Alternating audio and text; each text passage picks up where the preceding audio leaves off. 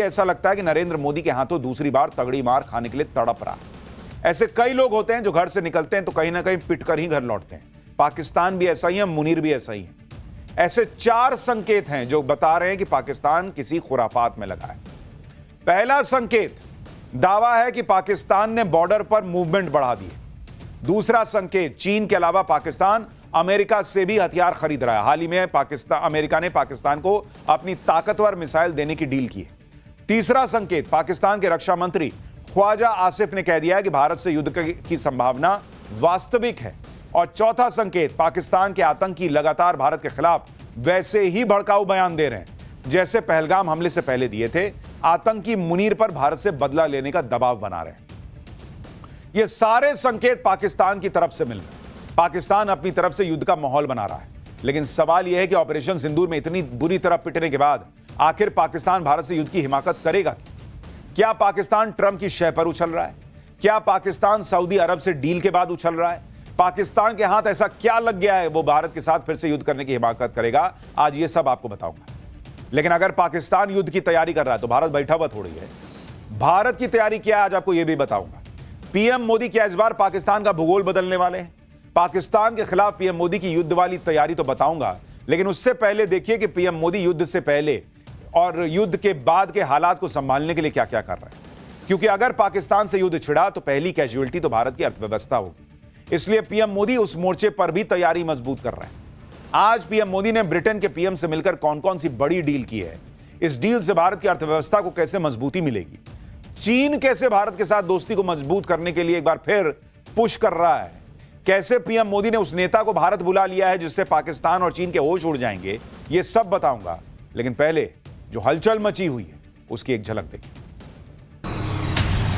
मोदी की नसों में लहू नहीं, गरम सिंदूर बह रहा है।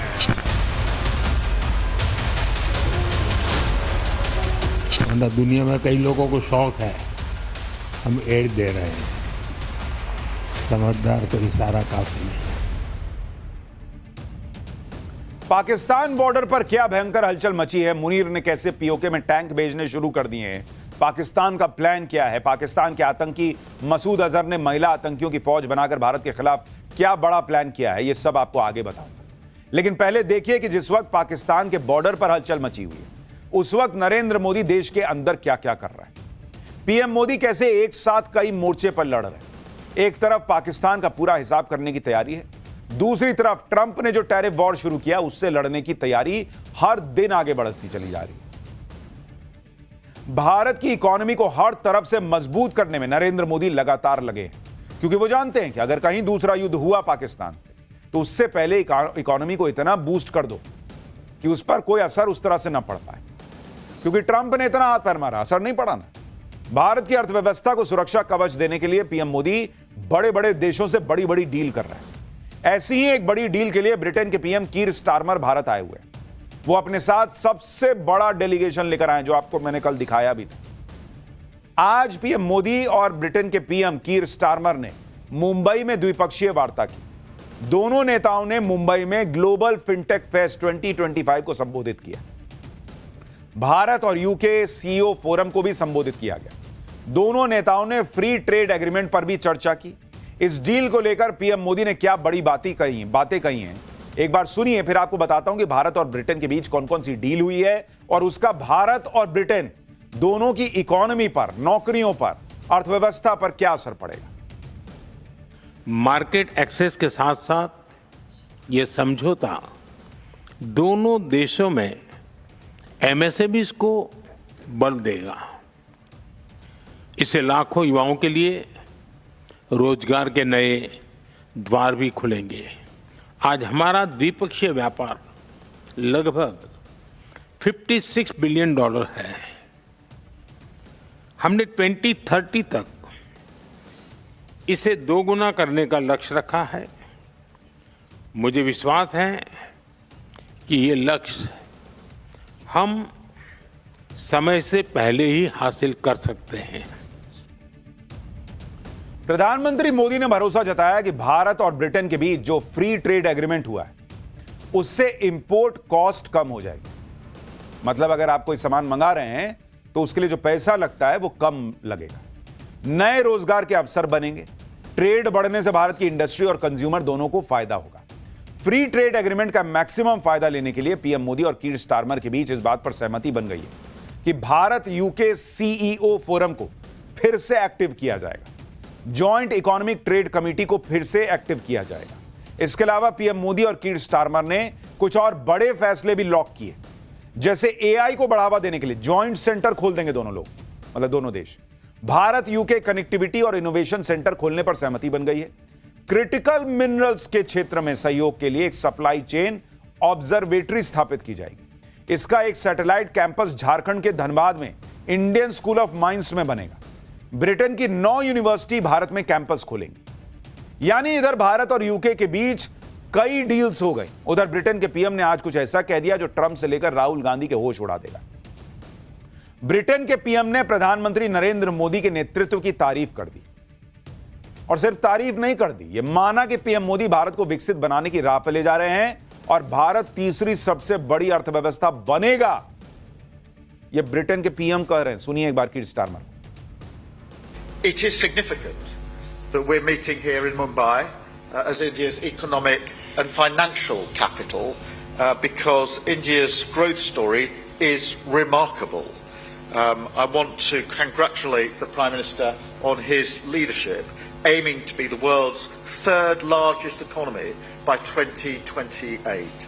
And your vision of Viksit Bharat is to completely develop the country by 2047.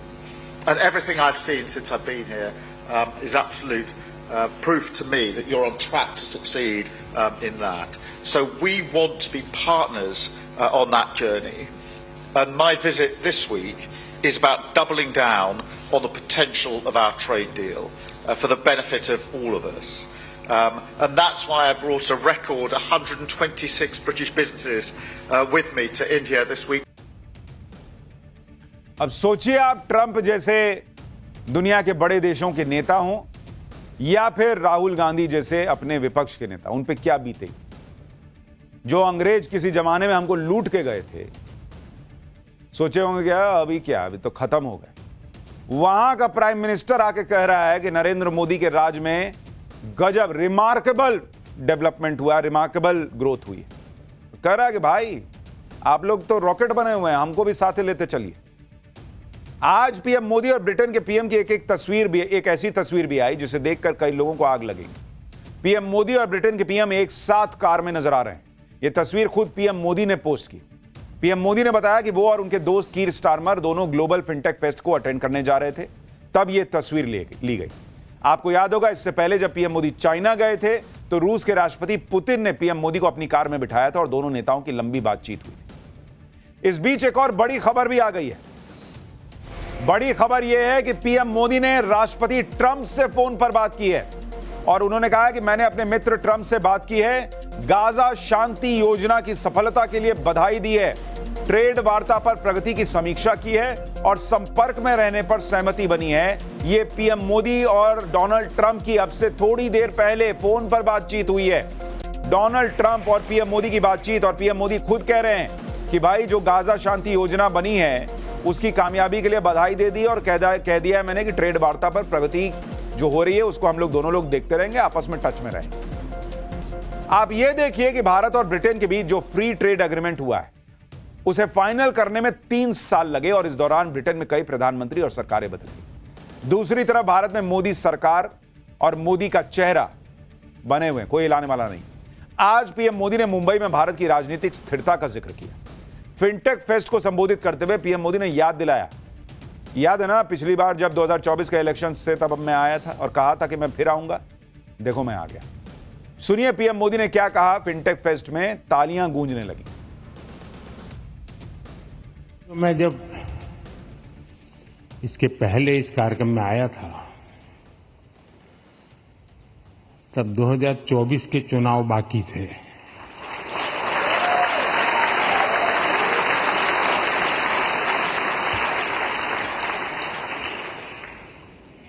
लेकिन उस दिन मैंने कहा था कि मैं अगले कार्यक्रम में आऊंगा।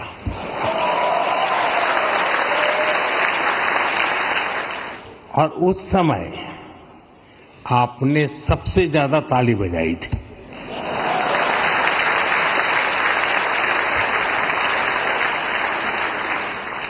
और उस समय जो राजनीति शास्त्र के जानकार लोग यहां बैठे थे, उन्होंने मान लिया था कि मोदी आ रहा है।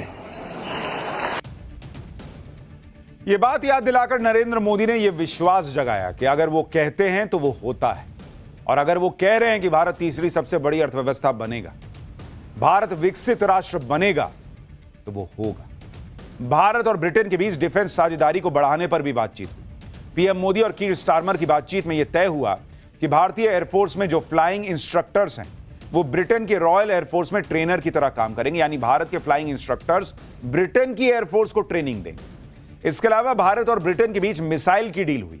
इस डील के तहत ब्रिटेन भारत को हल्की मल्टी रोल मार्टलेट्स मिसाइल देगा। यह मिसाइल ग्राउंड से भी दागी जा सकती है और इसे एयर टू एयर भी फायर किया जा सकता है।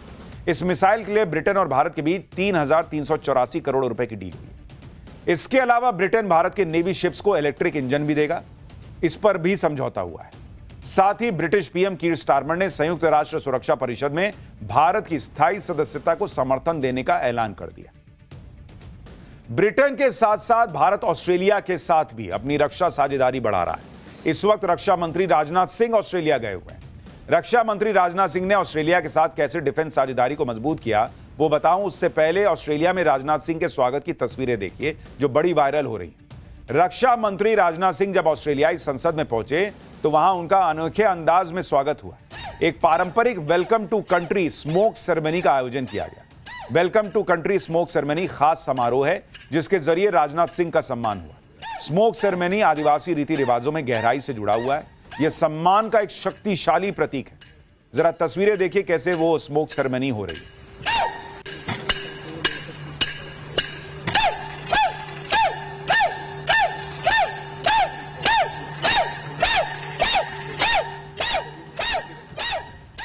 रक्षा मंत्री राजनाथ सिंह के स्वागत में ऑस्ट्रेलिया ने कोई कमी नहीं छोड़ी। रक्षा मंत्री राजनाथ सिंह को ऑस्ट्रेलिया के सिडनी से कैनबेरा शहर ले जाने के लिए रॉयल ऑस्ट्रेलियन एयरफोर्स के विमान को तैयार किया गया।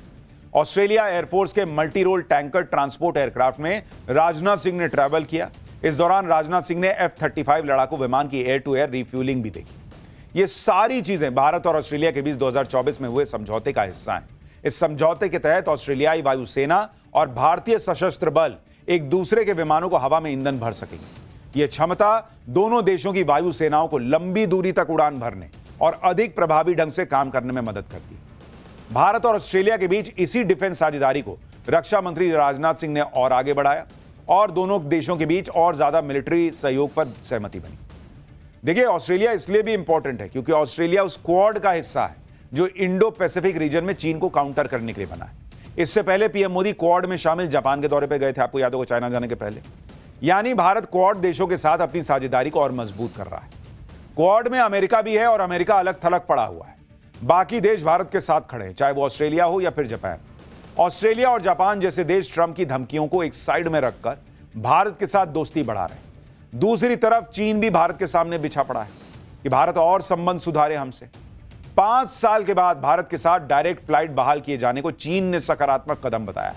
चीन ने कहा कि इससे पता चलता है कि दोनों देश द्विपक्षीय संबंधों को मजबूत करने के लिए पीएम मोदी और राष्ट्रपति शी जिनपिंग के बीच सहमति जो बनी उस पर ईमानदारी से काम कर रहे हैं। चीन के विदेश मंत्रालय ने कहा कि डायरेक्ट फ्लाइट्स अक्टूबर के आखिरी हफ्ते में शुरू हो जाएगी और भारत ने 26 अक्टूबर की तारीख दी है। चीन ने कहा कि वो भारत के साथ मिलकर द्विपक्षीय संबंधों को रणनीतिक और दीर्घकालिक परिप्रेक्ष्य में देखने और अच्छे पड़ोसी और साझेदार बनने के लिए तैयार है जो एक दूसरे की सफलता के लिए सहयोग करें। यानी ब्रिटेन से लेकर ऑस्ट्रेलिया से लेकर चीन तक हर कोई भारत से इस वक्त रिश्ते सुधारने में लगा है और बेहतर बनाने में लगा है। चीन समझ रहा है कि भयंकर उथल पुथल वाली दुनिया में भारत से उलझना ठीक नहीं है बॉस। इधर चीन भारत से दोस्ती मजबूत करना चाहता है, उधर अफगानिस्तान की तालिबान सरकार को भी भारत ज्यादा भरोसेमंद लग रहा है। अफगानिस्तान में सत्ता हासिल करने के करीब 4 साल बाद तालिबान के विदेश मंत्री आमिर खान मुत्ताकी भारत आए हुए हैं और यह तालिबान के विदेश मंत्री की पहली भारत यात्रा है। तालिबान के विदेश मंत्री ऐसे वक्त में भारत आ रहे हैं जब चीन और पाकिस्तान लगातार अफगानिस्तान को अपने पाले में करने में लगे। अगस्त में भी चीन के विदेश मंत्री अफगानिस्तान गए थे और वहां पाकिस्तान के मंत्री को बुलाकर डील भी कर ली थी। तालिबान के मंत्री अपने भारत दौरे पर विदेश मंत्री एस जयशंकर और एनएसए अजीत डोभाल से मुलाकात करेंगे। तालिबान के मंत्री 6 दिन के भारत दौरे पर हैं। भारत ने अभी तक तालिबान को मान्यता नहीं दी है, लेकिन भारत धीरे धीरे काबुल से अपने रिश्ते मजबूत कर रहा है। भारत चाहता है कि अफगानिस्तान की धरती का इस्तेमाल भारत के खिलाफ आतंकवाद के लिए